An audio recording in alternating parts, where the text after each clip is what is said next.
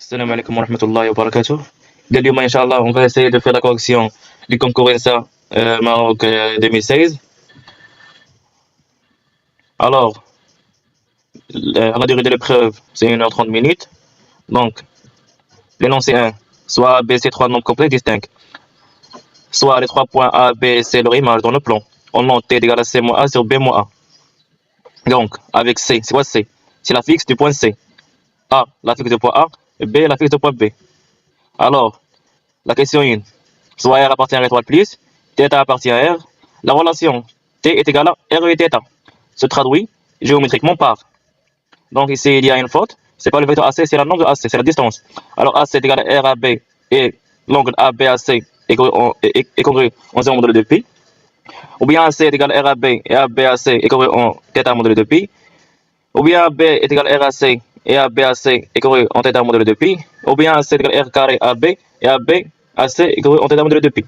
Donc, pour résoudre ce problème, on va utiliser ces deux énoncés. Donc, or le module de T, d'après cette énoncé, le module de T, le module de T est égal à le module de C moins A sur B moins A. Donc, c'est la faute. Donc, le module de C moins A sur B moins A est égal à quoi? Donc, est égal à AC sur AB, la distance. Et d'après cette formule, le module de T est égal à quoi? Est égal à R. Alors, par analogie, AC sur AB est égal à R, implique que AC est égal à R à B. Maintenant, on va calculer l'argument pour calculer l'angle. Alors, l'argument de T, c'est l'argument de C moins A sur B moins A. C'est aussi l'angle de AB à C. Et l'argument de T, d'après cet énoncé, c'est quoi? C'est θ. Alors, l'angle de AB à C, c'est θ. Donc, dans la bonne réponse, c'est C. AC est égal à R à B. Et l'angle de AB à C est corrélé en θ modèle de pi. La question 2. Énoncé. Soit 3 points A, B, C sont alignés. Si et seulement si. T appartient à IR, T appartient à R+, T appartient à IR+, T appartient à R. Donc, T appartient à IR. Signifie quoi? Signifie que T est un imaginaire pur. Donc, T est égal à une constante B appartient à R fois I. Donc, ça, signifie que T appartient à IR.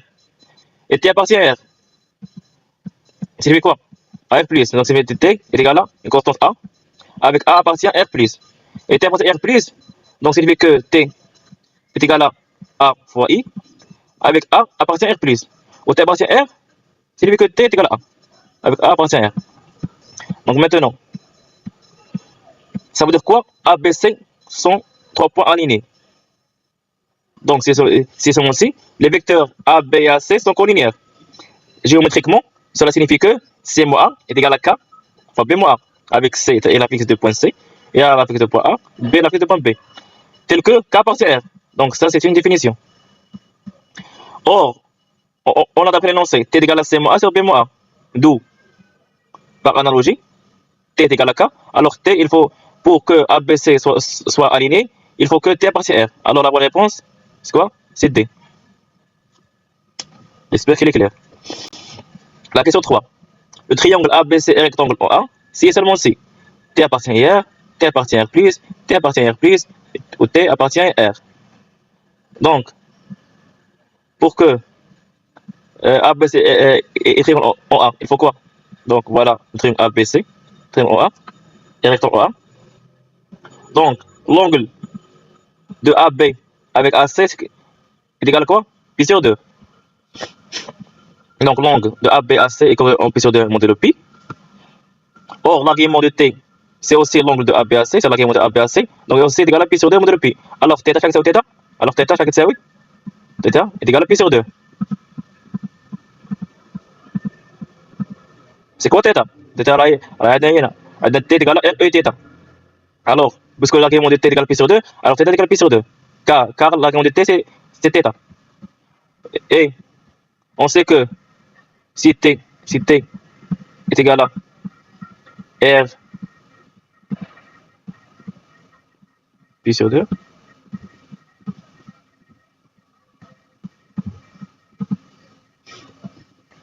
donc, or, exponentielle I pi sur 2 qui est égal à cos pi sur 2, plus ici pi sur 2. Cos pi sur 2 est égal à 0. Et sin pi sur 2 est égal à 1. Alors, t est égal à r fois i. Avec r appartient à r. Alors, la bonne réponse, c'est quoi? C'est t est un image pur. Donc, la bonne réponse, c'est A. La question 4. Le nombre de parties de E est n carré, 2 à la puissance n à la puissance n factoriel. Donc, le nombre de parties, ou bien l'ensemble d'un ensemble à n éléments, est une propriété fondamentale du cours de développement. Il s'agit du cardinal de l'ensemble des parties de E, noté P de E. Donc, le cardinal sur le cardinal, ou le nombre de parties de E. Donc, le nombre de parties de E est égal à la somme de la combinaison CNK, égale à la puissance n. Elle dit cette propriété. Donc, on va voir le nombre de parties de n qui contient n éléments, et tout simplement c'est P. Par exemple, dans l'énoncé, E contient 3 éléments. 3 éléments. Alors quoi? Alors le nombre de parties de E chaque c'est 2 à la puissance 3. Donc on remplace n par 3. Donc j'espère qu'il est clair. La question 5. Le nombre de parties de E qui contiennent un et un seul élément de A. C'est n fois 2 à la puissance n moins p. P fois n à la puissance 2 à la puissance n moins p. P fois 2 à la puissance n moins p. 2 à la puissance n moins p. Donc, au moins, bravo, le nombre de parties qui contiennent un et un seul élément de A. Bravo, le nombre de parties. Il fait le nombre de faire les parties de E et un seul élément de A. Donc, on va faire un schéma. Alors, voilà les parties de, voilà la partie de A. Voilà, voilà l'ensemble E. Voilà l'ensemble E. Alors, bravo, un seul élément de A.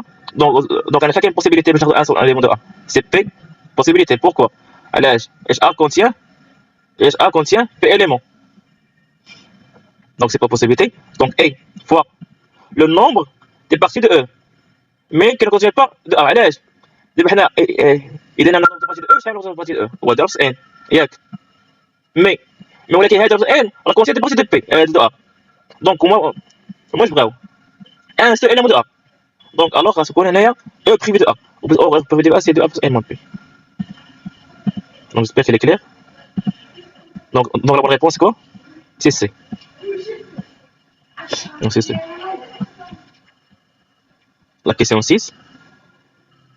On part du point de coordonnées 0, 0 pour rejoindre le point de coordonnées P et Q. P et Q entier naturel non est strictement supérieur à 1. En se déplacement à chaque étape, d'une unité vers la droite ou vers le haut, combien y a-t-il de chemins possibles? Donc voilà les possibilités. Les choix. C'est Q parmi P plus Q, Q c'est Q parmi P plus Q, c'est Q parmi PQ, de l'absence P plus Q. Donc on va faire un schéma explicatif. Alors voilà le repère. Donc le point départ c'est 0, 0 et le point arrivé c'est P et Q. Donc on va le nombre de chemins. Donc il y a plusieurs possibilités de chemins. Donc يمكن نمشي من هنا ندوز هنا ونطلع هنا نمشي نيشان ولا نمشي هنا حتى هنا ونطلع ولا نمشي للفوق ونطلع. دونك كاين بزاف لي بوسيبيليتي ولكن اون نوت هاد الفليش باغ droite هادي droite هادي droite هادي او هادي او اش اون با اش هادي droite هادي droite هادي او.